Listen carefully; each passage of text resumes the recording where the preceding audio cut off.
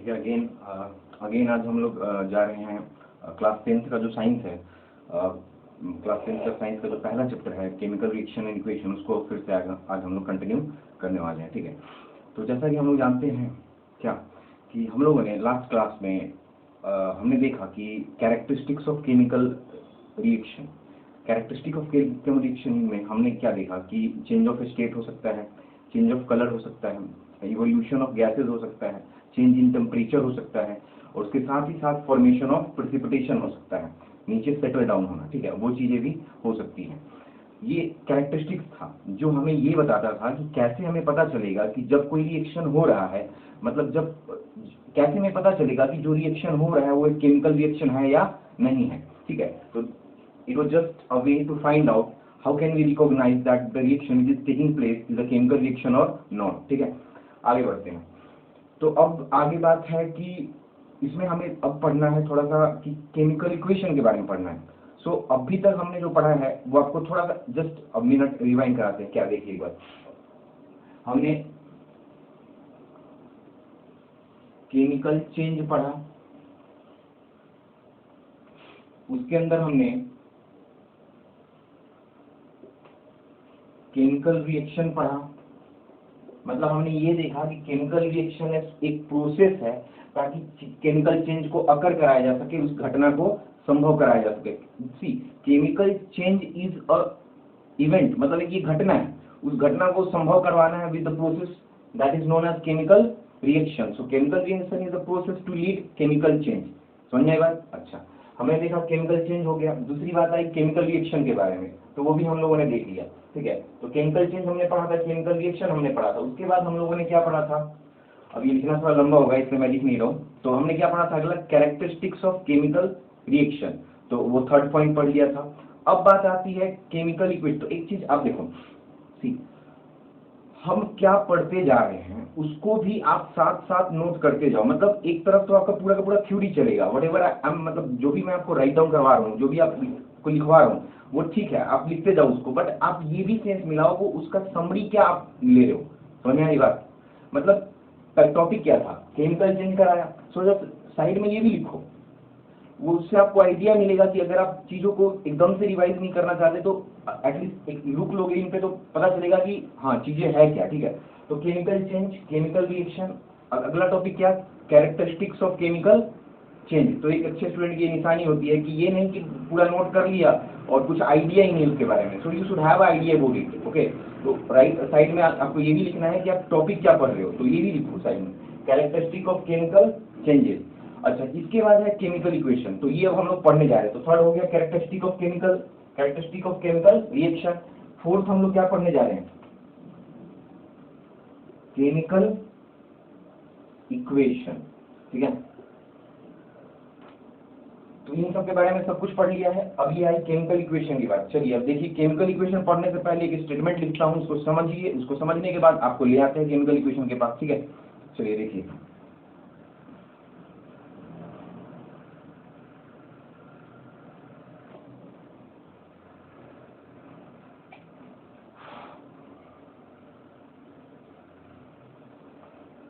when zinc is added to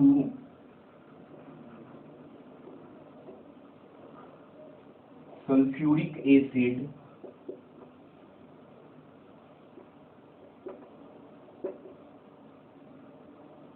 it gives us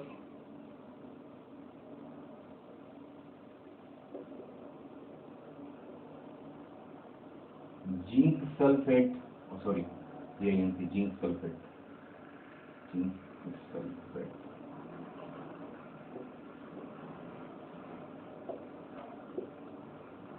and hydrogen gas.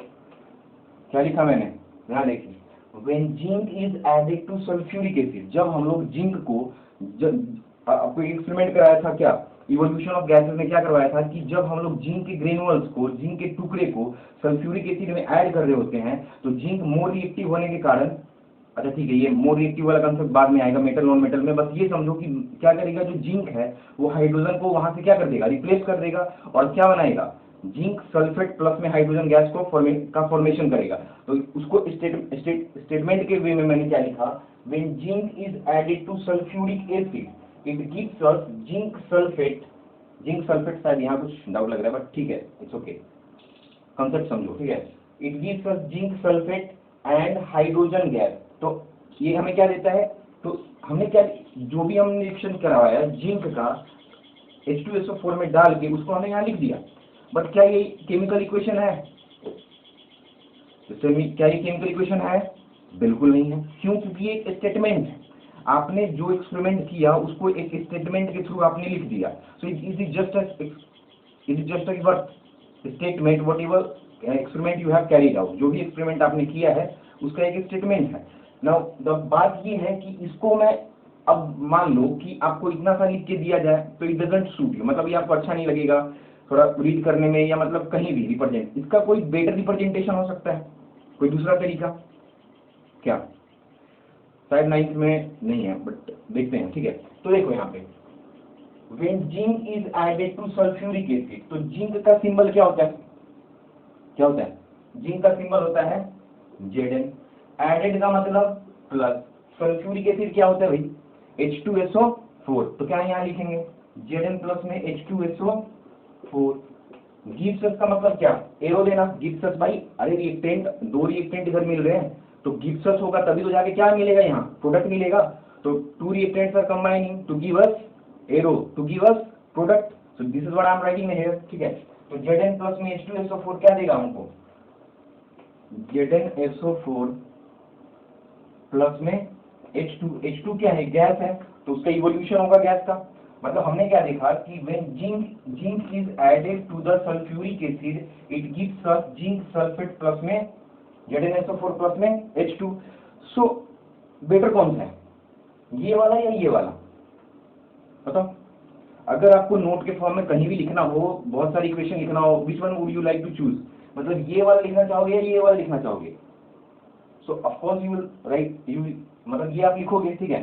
तो ये, तो इसको हम लोग क्या बोलेंगे कि इस स्टेटमेंट का जो हमने सिंबॉलिक फॉर्म में एलिमेंट के या कंपाउंड के सिंबॉलिक फॉर्म में रिप्रेजेंट करने का जो तरीका है उसको हम लोग क्या बोलते हैं? क्या बोलते हैं? हाँ, टॉपिक क्या था? उसको हम लोग क्या बोलते हैं? Chemical equation. समझ में आएगा? सो दिस इज केमिकल इक्वेशन। जिस तरीके से मैथ्स में अपना इक्वेशन होता है, इनइक्वालिटीज होती हैं, ठीक है, और इक्वेशन होते हैं, सो यहाँ केमिस्ट्री का इक्वेशन है। समझ में आएगा?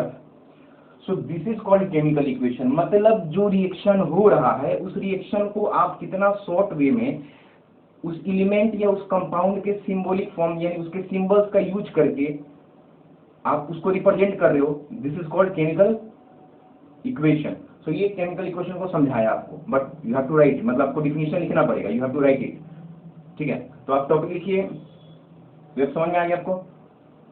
तो ये कहानी just to make you understand what is chemical equation, ठीक है। मैं डायरेक्ट फॉर्मूला आपको समझा देता and we can move ahead, but that is not a way I teach, okay.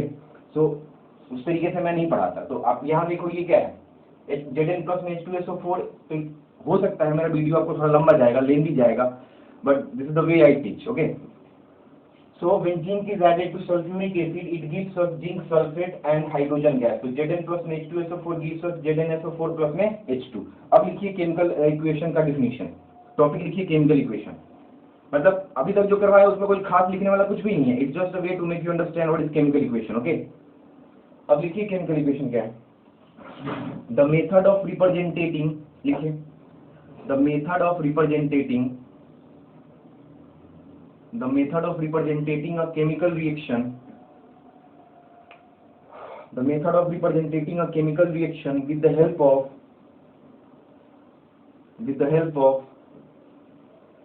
symbols and formulas, with the help of symbols and formulas। अच्छा sir आपने symbol तो बता दिया बट फॉर्मूला का कंसेप्ट नहीं बताया, क्या बोल रहे हो? कुछ माइंड में आ रहा है? सर देखो हमने ये बोल दिया एलिमेंट का सिंबल तो ये है, फॉर्मूला क्या है? तो फॉर्मूला ये कंपाउंड का फॉर्मूला तो है। अगर ये किसका फॉर्मूला है? किसका? सल्फ्यूरिक एसिड का फॉर्मूला तो है। तो सिंबल के फॉर्म में या फॉर्मूला के फॉर्म में, उसी को मैंने दूसरे लेवल में क्या बोला था, एलिमेंट का सिंबल या कंपाउंड का symbol, got the point, same concept. तो उसको क्या बोला, क्या लिखवाया, the method of representating a chemical reaction with the help of symbols and formulas of the substances involved in the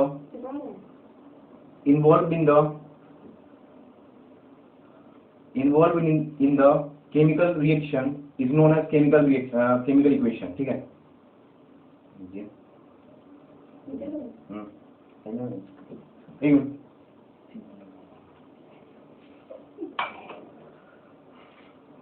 ठीक है, कंटिन्यू करते हैं आगे। तो क्या है कि the method of representating a chemical reaction with the help of symbols and formulas of the substance involved in the chemical reaction is known as chemical equation. मतलब समझ में आ रहा है, मतलब क्या कि फॉर्मूला के बेस पे या सिंबल के बेस पे उन सब्सटेंसेस को रिप्रेजेंट करना जो इस केमिकल रिएक्शन में इन्वॉल्व हैं। तो इन्वॉल्व कौन है, जिंक, इन्वॉल्व कौन है, सल्फ्यूरिक एसिड। तो उनका क्या किया हमने, सिंबॉलिक फॉर्म या क्या उनका सिंबल यूज किया या उनका फॉर्मूला यूज किया, और उसी सब्सटेंस को जो इस केमिकल इक्वेशन में इन्वॉल्व है उसको हमने रिप्रेजेंट कर दिया, this is known as chemical equation. So बस ये पॉइंट था आपका। ठीक है, आगे लिखिए। तो इसमें एक एग्जांपल लिख लीजिए आप लोग, ये Zn plus H2SO4 gives us ZnSO4 plus H2 और एरो देखिए ऊपर इवोल्यूशन ऑफ H2 गैस। ठीक है,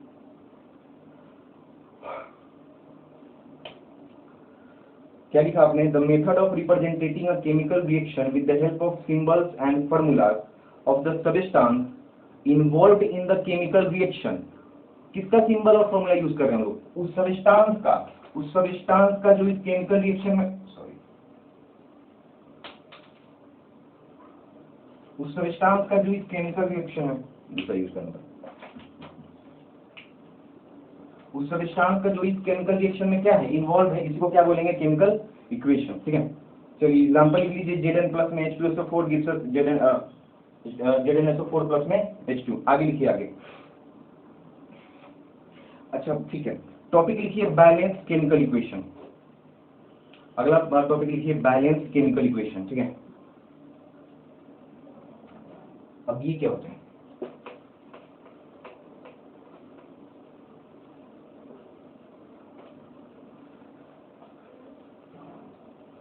चलो भैया अब हमारा टॉपिक है बैलेंस केमिकल इक्वेशन। तो होता क्या है एग्जैक्टली ये, तो केमिकल इक्वेशन तो समझ में आएगी, केमिकल इक्वेशन क्या होता है, क्या होता है केमिकल इक्वेशन, कि हमने किसी भी इसको Zn प्लस में H2SO4 give us ZnSO4 plus में H2। तो ये केमिकल इक्वेशन तो है, बट यहाँ बैलेंस का क्या कंसेप्ट है, तो समझो बैलेंस मतलब something which is in equilibrium position या समथिंग विच, मतलब वो बैलेंस है। ठीक है, बैलेंस मतलब आप समझो, यहाँ पे आपने 9th क्लास में law of conservation of atoms पढ़ा है, मतलब law of conservation of energy जानते हो। वो एनर्जी भी एटम का भी मतलब डाल्टन की थ्योरी से उसमें क्या बोला गया था कि एटम भी क्या होंगे जब भी कोई केमिकल रिएक्शन होगा। ठीक है, एक बात समझो कि मान लो कि यहाँ पे Zn का एक एटम है, हाइड्रोजन के 2 एटम है, सल्फर S जो है वो सल्फर है, सल्फर का एक एटम, ऑक्सीजन के 4 एटम। यहाँ दे रहा है देखो, यहाँ पे फिर से Zn का एक एटम, H2, हाइड्रोजन का 2 एटम, सल्फर का एक एटम, ऑक्सीजन 4, ऑक्सीजन का 4 एटम। तो हमने क्या बोला कि लेफ्ट हैंड साइड में जितने एटम अलग अलग एलिमेंट या कंपाउंड के हैं उतना ही हमने ऑब्जर्व किया राइट हैंड साइड में। तो हम क्या बोलेंगे कि ये जो केमिकल इक्वेशन है ये बैलेंस केमिकल इक्वेशन है, बिकॉज यहाँ पे नंबर ऑफ एटम जो reactant side, number of atom या मॉलिक्यूल्स जो रिएक्टेंट साइड में है वही किस तरफ है, राइट हैंड साइड में है। तो हम क्या बोलेंगे कि ये बैलेंस केमिकल इक्वेशन होगा। ठीक है, तो ये तो बैलेंस केमिकल इक्वेशन हो गया। बट तो एक काम करिए, हम आएंगे अनबैलेंस पे क्या, तो ये तो सिंपल था बैलेंस, बट अनबैलेंस पे आएंगे। पहले इसका ये लिख लीजिए, डिफिनेशन लिखिए बैलेंस केमिकल इक्वेशन, उसके यहाँ लिख लीजिए इसमें Zn प्लस में H2SO4 gives us ZnSO4 plus में H2। तो ये एक बैलेंस्ड है, क्योंकि जितना एलिमेंट जो एलिमेंट रिएक्टेंट के साइड है उतने ही एटम, उतने ही मॉलिक्यूल जो है वो राइट हैंड साइड में, तो ये बैलेंस्ड है। इसके बारे में डिफिनेशन लिखिए पहले। A balanced chemical equation,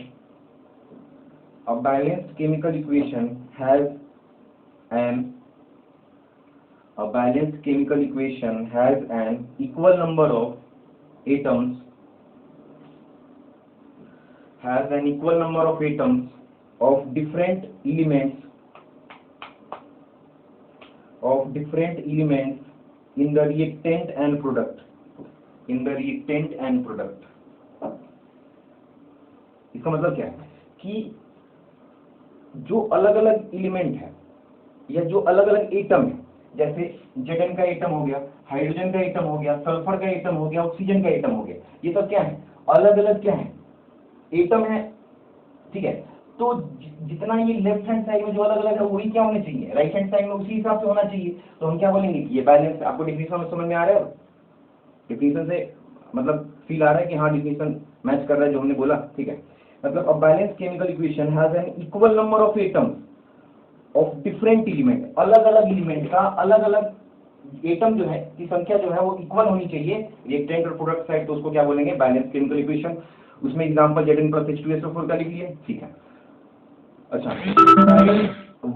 balance होने का नीड क्या है, कोई भी केमिकल इक्वेशन का बैलेंस होने का नीड क्या है, कि क्यों बैलेंसिंग का कंसेप्ट आता है या क्या बैलेंसिंग के पीछे रीजन क्या है। तो बैलेंसिंग का पीछे का रीजन यही है कि किसी भी केमिकल इक्वेशन में जो एटम्स हैं वो रिएक्टेंट साइड और वो प्रोडक्ट साइड क्या होंगे, इक्वल होंगे। अच्छा एक बात बताओ, मान लो कि रिएक्टेंट साइड में अलग अलग एलिमेंट के एटम्स कुछ अलग अमाउंट में है और प्रोडक्ट साइड में वही एटम कुछ अलग अमाउंट में है, तो इधर का जो मास होगा वो इधर के मास यानी रिएक्टेंट साइड का मास प्रोडक्ट वाले साइड के मास से क्या करेगा, डिफर करेगा। तो अब हम जानते हैं कि कभी भी मास कैन नाइदर बी क्रिएटेड और नॉट बी डिस्ट्रॉयड। मास को ना तो हम किसी भी केमिकल इक्वेशन में, मतलब ये तो केमिकल इक्वेशन है, इवन इन द यूनिवर्स में भी हम लोग ना तो किसी भी मास को क्या कर सकते हैं, क्रिएट कर सकते हैं as given by Einstein, create कर सकते हैं, ना तो उसको क्या कर सकते हैं, डिस्ट्रॉय कर सकते हैं। तो अगर केमिकल इक्वेशन हो रहा है तो जो मास यहाँ है, अपना अपना एटम का कुछ कुछ मास होगा, सब एटम का अपना मास होता है। 9th क्लास में हमने कैलकुलेट किया था अलग अलग तरीके से, मोलर मास, ये वो मोल कंसेप्ट पढ़ा था उसके बारे में तो अच्छे तरीके से। तो जो भी मास होगा वो मास इधर बराबर तभी होगा ना जब जितना एटम इधर हो उतना एटम इधर भी हो, समझ में आ रही है। तो इसके कारण, ताकि मास हमारा कंजर्व रहे, इसके कारण जो रिएक्शन कैरी होते हैं उनको बैलेंस करना या उनका बैलेंस होना नेसेसरी हो जाता है, क्योंकि बैलेंस होगा तभी वो एक एग्जैक्ट या प्रॉपर रिएक्शन को या प्रॉपर इक्वेशन को क्या कर पाएगा, शो कर पाएगा, ठीक है। तो ये रीजन है। तो अगर आपको क्वेश्चन में आता है why there is a need for the balancing of the chemical equation, so this is what you have to write, that balancing is required to follow the law of conservation of mass. Okay, तो ये बात थी। आगे देखिए, आगे है आपका topic unbalanced chemical equation. तो ठीक है, बैलेंस तो बड़ा आसान है, बड़ा देखने में आसान लगा, बट अनबैलेंस कहाँ है वो देखते हैं, ठीक है। देखिए सर,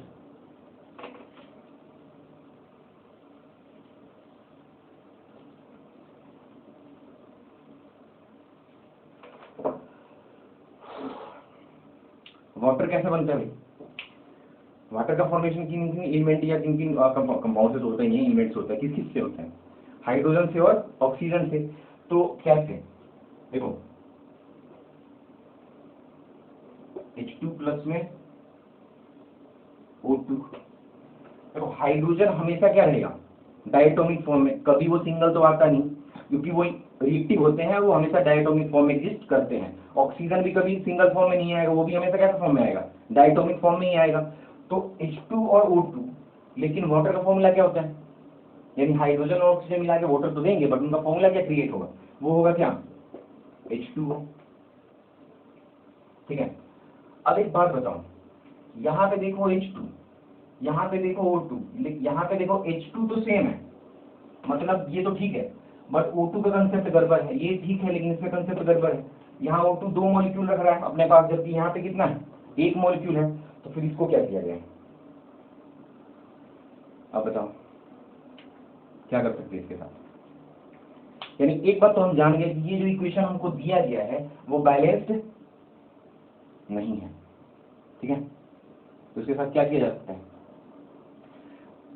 अच्छा दिमाग लगाओ, अगर मैं यहाँ पे ये बोलूं कि यहाँ पे मैं 2 कर देता हूँ, ठीक है, और यहाँ पे मैं 2 कर देता हूँ, तो जरा दिमाग लगाओ, 2 दूना 2 2 जा 4, तो हाइड्रोजन के कितने हुए, 4 हुए। अब नाउ ऑक्सीजन का देखो, ये जो 2 है ये इस पे भी अप्लाई होगा, इस ऑक्सीजन पे, तो ऑक्सीजन का कितना 2 है, ये इस हाइड्रोजन पे भी अप्लाई होगा, यानी ये समझो कि ये ब्रैकेट लगा के ये जो भी हम एक्स्ट्रा लगाएंगे वो क्या ब्रैकेट के बाहर लगेगा, तो 2 2 जा 4, यानी हाइड्रोजन में कितना आएगा 4 आएगा। यानी हमने क्या ऑब्जर्व किया कि इस तरफ भी हाइड्रोजन के एटम 4, इस तरफ भी राइट हैंड साइड में भी हाइड्रोजन के एटम 4 और इस तरफ लेफ्ट हैंड साइड में ऑक्सीजन का एटम 2। देखो यहाँ क्या है ऑक्सीजन का एटम 2 और राइट हैंड साइड में ये जो हमने बैलेंस किया, तो बैलेंस ही करना पड़ता है, ठीक है। मतलब अगर कोई केमिकल इक्वेशन बैलेंस नहीं है तो you have to balance it first. तो बैलेंस किया तो इससे मल्टीप्लाई हुआ तो कितना है ऑक्सीजन का भी 2 आया। तो अब हम क्या बोल सकते हैं ये केमिकल इक्वेशन क्या हो गया है बैलेंस। और यही हमें क्या है कंसेप्ट पढ़ना है, बहुत सारे बैलेंसिंग करने हैं, अच्छे अच्छे क्वेश्चन करने हैं, मतलब and you really enjoy doing it, ठीक है। मतलब आपको अच्छा लगेगा करके बैलेंसिंग करना। मतलब केमिस्ट्री में अब आपको फील आने लगेगा कि what is all about chemistry, मतलब केमिस्ट्री है क्या, ठीक है। थोड़ा सा फील आना शुरू होगा बिकॉज 9th में फिर भी मान लो पहला और दूसरा चैप्टर जो 9th का होता था केमिस्ट्री का वो मतलब बेसिक चैप्टर थे जो 6th 7th 8th के होते थे, और जो 3rd और 4th था वो थोड़ा सा बिल्डिंग ब्लॉक मैं मानूंगा कि 3rd और 4th चैप्टर जो केमिस्ट्री का that was the building block of the और मतलब अब के सिलेबस का वो हमारा बिल्डिंग ब्लॉक है। बट अब जो आप केमिस्ट्री पढ़ोगे पहला चैप्टर हो गया, मेटल नॉन मेटल हो गया, पीरियोडिक पढ़ोगे, कार्बन पढ़ोगे, they are all interesting chapters, मतलब जो आपको 11th और 12th में भी पढ़ने होंगे, ठीक है। तो अब यहाँ देखो हमने क्या देखा कि शुरुआत की कंडीशन में तो हमने बैलेंस तो कर दिया, तो बैलेंसिंग का तो कंसेप्ट ही नहीं बता रहा हूँ, ये तो टॉपिक हमारा क्या था अनबैलेंसिंग का था, ठीक है। तो हमने ये छोड़ो, ये तो बस समझाना था आपको।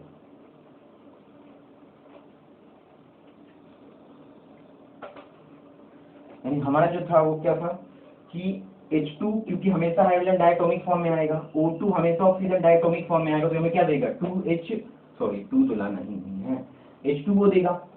तो हम क्या बोलेंगे कि ये जो केमिकल इक्वेशन है वो बैलेंस नहीं है, क्यों? क्योंकि जो ऑक्सीजन का एटम जो है लेफ्ट हैंड साइड में वो मैच नहीं कर रहा है राइट हैंड साइड से, तो ये बैलेंस नहीं है। तो इस टाइप की इक्वेशन को हम लोग क्या बोलेंगे अनबैलेंस्ड केमिकल इक्वेशन। तो इसके बारे में लिखिए उसी तरीके का डिफिनेशन जहाँ पे वो इक्वल होगा वहां पे नोट कर देंगे, बात वही सेम है, ठीक है। तो लिखिए N unbalanced chemical equation has and unbalanced chemical equation has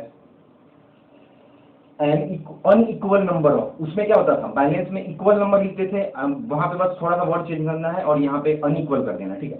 तो unbalanced chemical equation has unequal number of atoms of one और मोर एलिमेंट। एक एलिमेंट का भी अनबैलेंस एटम हो सकता है, लेफ्ट से राइट में डिफर करेगा, या एक से ज्यादा का भी हो सकता है। यहाँ केवल ऑक्सीजन का हुआ है, कुछ ऐसे रिएक्शन देखेंगे जिसमें ऑक्सीजन का होगा और साथ के साथ रिएक्टेंट साइड में कार्बन का होगा, मतलब 2 या 2 से ज्यादा भी, तो इसलिए 1 और मोर की बात कर रहे हैं, ठीक है। तो unbalanced chemical equation has an unequal number of atoms of 1 और more elements in the reactants and products, मतलब रिएक्टेंट्स और प्रोडक्ट के साइड में डिफरेंस क्रिएट होगा, ठीक है। और उसमें यहाँ पर अच्छा सा एग्जाम्पल इसको लिख सकते हैं, ठीक है। और इसके नीचे आप अभी ये लिख लीजिए आफ्टर बैलेंसिंग। बैलेंसिंग के बाद क्या होगा ये 2H2 प्लस में O2 गिव अस क्या 2H2। तो ये तो हमारा अनबैलेंस इक्वेशन है, साइड में ब्रैकेट में लिख सकते हो उसके अनबैलेंस इक्वेशन, यहाँ ब्रैकेट डाल के और इसके साइड में लिख सकते हो। बट ये जो आफ्टर बैलेंसिंग करके हमारा बैलेंस हो गया, ठीक है। तो अब ये ठीक है, तो आज के लिए यही रहने देते हैं सर, ठीक है। और देखते हैं आगे कुछ और है ठीक है, कुछ खास नहीं। तो बैलेंस अनबैलेंस हो गया। अब इसके बाद केमिकल रिएक्शन में रिप्रेजेंटेशन होगा वो हम देखेंगे, ठीक है।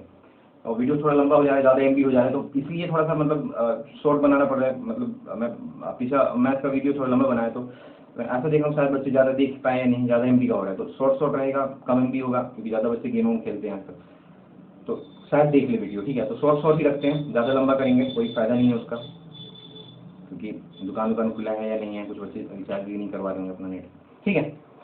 आज के लिए हम देते हैं।